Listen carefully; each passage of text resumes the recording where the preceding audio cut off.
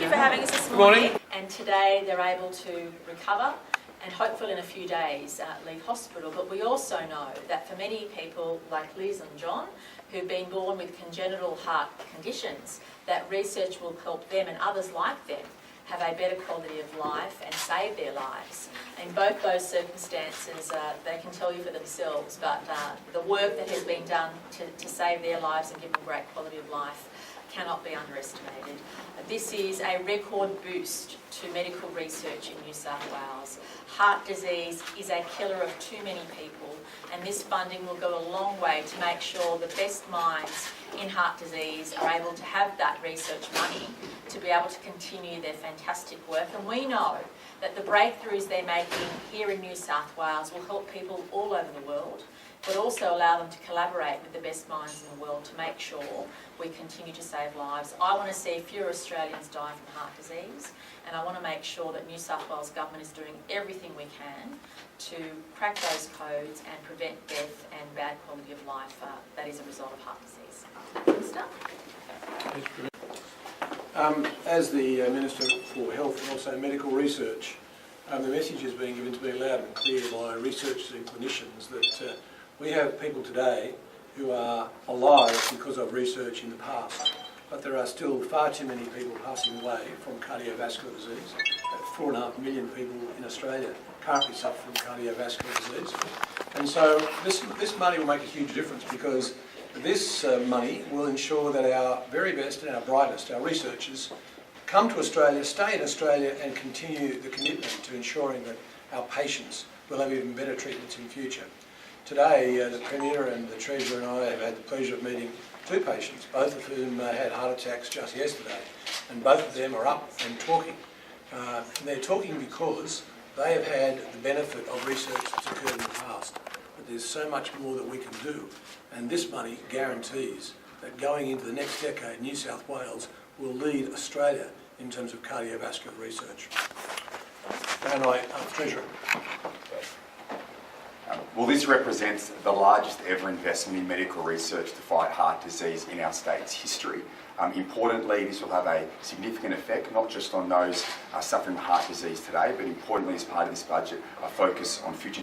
Importantly, this will have a significant effect not just on those suffering from heart disease today, but importantly, as part of this budget, a focus on future generations and making sure that research sets us up for the future. As the Premier said, in our state's one person every 12 minutes dies from heart disease in Australia. It's really important that we not only focus on those who are currently in care, but also in the future. As part of this investment today, it's not just a short-term investment, it's a long-term investment, $150 million over the next 10 years. That ensures that we can take a bright idea, take it through to fruition and make a real difference. Importantly, we can't make these investments that we're making today without being in a strong financial position. The work we've taken over the last 7 years ensures that investments in medical research that we're making today become a reality. Thank you. Questions? Premier, the importance of having the funding regular and expected over the next 10 years, how important is that? The funding certainty allows people to invest in our researchers. It allows people to have a medium and long-term view on making sure that researchers get all the resources they need to be able to do the great work they need. We're hoping, of course, that during the next decade there'll be significant breakthroughs, especially in relation to genetics and what causes defects at birth, but also how to mitigate and improve quality of life for those people who have to live with heart disease. This is an incredible amount of money for a very important cause. And we know that prevention, of course, not only saves lives, but it also means a greater quality of life. And this is a record investment. We wouldn't have been able to make it had the budget not been in a strong position. But I'm incredibly proud to lead a government that knows what its priorities are: saving lives, improving health outcomes, and reducing the incidence of mortality. A death every 12 minutes, the amount of time we've stood here today at this press conference, unfortunately, at least one person would have died from heart disease. And we want to reduce those numbers and, of course, provide better quality of life. And in the case of Liz, she was telling me how half her family has this gene, which means she has a defibrillator, and a number of her relatives will have to have that the next generation and beyond. And And this type of research money will help people like Liz and her family. And unfortunately, Liz lost her brother to the same condition. But this shows that preventing death and improving quality of life is so critical. And we know this research will go a long way. Premier, how do you allocate that money? Well, obviously, we have an advisory body that will determine which researchers will receive what amount of money, but we also appreciate that there's fantastic collaboration in this area. Researchers there to support each other. Our advisory body will give us advice on that, and of course ensure that the money is gone to where it's needed most. Critically, the initial $60 million will be allocated over the next 4 years, and beyond that, obviously, we've got $150 million across the whole decade. And also it's going to be used for trials as well, so it goes to research but also then trials. Of course, research and trials. And in the case of John, one of the other patients we spoke to today, his doctor, his physician actually did a different method. Rather than protecting people and not subjecting the body to stress, his doctor said we have to subject your body to stress, and that research now means that being fit, encouraging fitness for someone who was born with literally half a heart has improved his quality of life and his outcome. And so that wouldn't have been possible without the research of the doctor having that ability to think outside the box. And so we want those innovative researchers to be able to do what they do best, to not only have trials but obviously crack those codes, those genetic codes in particular, which are causing, unfortunately, too much tragedy in our community. Can I ask on the trucking trial that your government's rolling out, what do you hope you'll achieve with this technology? Well, first and foremost, safety, but also better traffic flows. Smart technology and using it in traffic is important. We're a government that wants to make sure we're using technology wherever we can, and this trial is really critical because it will improve safety. It will also reduce congestion, and it's one thing we're trialling on our roads to improve conditions. And it's going to, trucks is a big problem. Building North Connects to get trucks off the road. So, do you see trucks as a real problem for congestion and safety in Sydney? Oh, we do. We know that at the moment, not only are we moving more freight around, but the construction activity in and around Greater Sydney has meant more trucks on the road as well, removing spoil, delivering goods to construction sites. We're doing everything we can to reduce that impact on the community, whether it's freight transport or whether it's construction vehicles. And if we can apply this technology to improve traffic flow, improve safety, that's a positive. But of course, when we do finish those motorways, a lot of those trucks that are currently above the ground will go in tunnel, and that will also assist. How concerned are you about the boat that's floating sort of off Dee Why with the cargo? Has the blame game started? I haven't received much info about that, Ashley, but obviously we always monitor anything which could impact environmental and safety issues. What is the government doing in response to the PFAS that's been discovered in Two Creeks in the Hunter? I'll have to take that on notice, yes. Go on, sorry. Sorry, I'm going to the Health Minister. Yeah. Go for it. Health Minister, can I ask you about the trial for ADHD drugs for potential ICE users? Do you think that's a good trial? Clearly, ICE is one of the biggest scourges in Australian society, and the clinician researchers are saying that there are some real benefits from trialling the ADHD drugs, and if we can make a difference, then it's well worth the trial. Are you concerned about potential side effects? Obviously, clinicians weigh up the various side effects when they're looking at these research topics, but I think at this stage the advice is that it's worth the clinical trials, and it's certainly something the government is supporting, even with all that noise behind us. You're under. Is there any way we could talk to just a quick word from John on John, would you like to say something about just like you're talking to me? Easy. Yeah. Come on over here. Come on. John, just quickly, first up, can you tell us your situation, your condition? I was born with a congenital heart defect, which limited my capability through life. I had surgery in my 20s, but even post-surgical, I was treated very much like I was in cotton wool. And that was the exciting bit about the research that was done here actually at RPA in New South Wales. That really shook the world up, and actually they discovered that if we actually stressed people and gave them weight training who had conditions like mine, then they could live pretty much normal lives, which I do. So it's been pretty transformative. It's made a massive difference. So you're a benefit of research when you hear this kind of money being talked about. What do you It's think? incredibly exciting. You know, I'm just the tip of the iceberg. There are so many different variations of me throughout society, and we carry invisible defects, if you like, in our health. And these are the kind of things that research can just make a huge impact on people's lives. So rather than living a fairly constrained life, you actually get out and you live life normally. It's just incredible. You know, I play drums in a band, I do all those kind of cool things now. I have a normal life. Because of research? It's contributed significantly to that. Obviously, I've got to keep time in the band as well, so I'll take credit for something. Thanks, John. Thank you very much. Yes. Far away. Just could you set us up, Liz? What's your condition? So I have a condition called hypertrophic cardiomyopathy.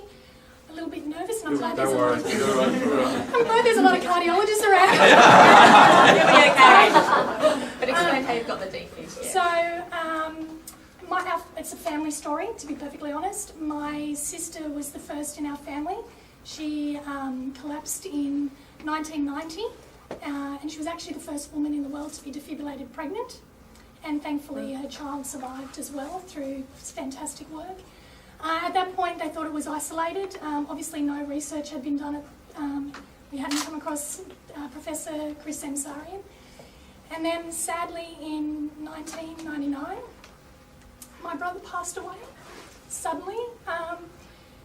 Basically gave his 1-year-old to his wife to breastfeed in the morning, made her a cup of tea, gave her a piece of toast and went out for a morning jog and just didn't come home. And I personally remember looking at him in the hospital and thinking, how can they transplant Fiona Coote? We all know Fiona Coote. How can that happen and they not know that this is going to happen to this young, very fit man? And our family were devastated. We were all tested post that, and I was actually cleared because there was no genetic testing at that time. So I was cleared. One of my brothers had the typical thickening that comes in the left ventricle with this condition. He was advised to get a defibrillator. So he had his ICD put in, and then in 2004 I collapsed at home. I thankfully had a partner there who was able to assist. And it was actually 2 weeks prior to an appointment that I had with Dr. Semsarian, because my father had done a lot of research and found this doctor who was looking into the deaths of young people. So very thankfully, I was transferred to RPA, and I met Chris. And I remember thinking, you know, I've just fainted. You guys are all fussing and I've just fainted. And Professor Semsarian said, no, I think there's something going on. I think there's a gene in this family and we need to protect you. And so they gave me an ICD, and as a young woman in her just early 30s, that was a very big thing for me to handle. And I actually didn't have another arrest for 5 years. And then I can tell you, when I had that first cardiac arrest, post having this machine in my chest, I was very, very thankful that it was there. A cardiac arrest is very quick and it's very sudden, and it's very dark very quickly. And to be able to wake up from that because of this sort of machinery is privilege and profound experience. I've had multiple since, but more importantly, through the research that Professor Chris Semsarian has done, they actually found the gene in our family in 2008. And this not only is unbelievable for us, it protects our family, it protects the children, our future children in our family, because there's no cure for this. You don't go into remission, you just can only get treatment. So to have the knowledge that we can protect children while they're growing up is massive. And I do work with some international support networks for people with ICDs, and that is the biggest story that everybody has is, I've got it now, I know, I'm protected, but what about this child that we don't know? What about, you know, I'm very lucky, I walk around the street, I look normal, But there's a person standing next to me, I'm so sorry, there's a person standing next to me also looks normal who could collapse and have a cardiac arrest. So I think this research and money towards this research, I can't thank you enough, because you know, for us that means saving a life, and you just can't put a price on the life of a child, a parent, a sibling or a friend. You just can't put money on that. Please. Thank you. Thanks for sharing. Could I ask, I mean, Chris or Rosemary, or perhaps both, Chris and Rosemary, I mean, the two of our doctors here, both cardiologists, would you like to just say a few words about just what the research money might do for research generally? You know, I think the research is incredibly important. Without research, we have no answers to any of these hard problems. So research provides answers. And I think this injection of money is an amazing amount of money by the New South Wales government. And I really want to just say thank you, not only on behalf of the cardiovascular researchers, but actually the biggest beneficiaries of this announcement today will be our patients. Our patients will have better health outcomes, they'll live longer, they'll have less pain and suffering, and there's some really exciting things happening. Talking about genetic diseases, and Liz said there's no cure for these diseases. We now have technologies to try and genome edit so that we can actually correct genetic abnormalities and cure disease. And this sort of funding will facilitate all those processes. So it'll facilitate research, but also will facilitate the amazing number of early career researchers.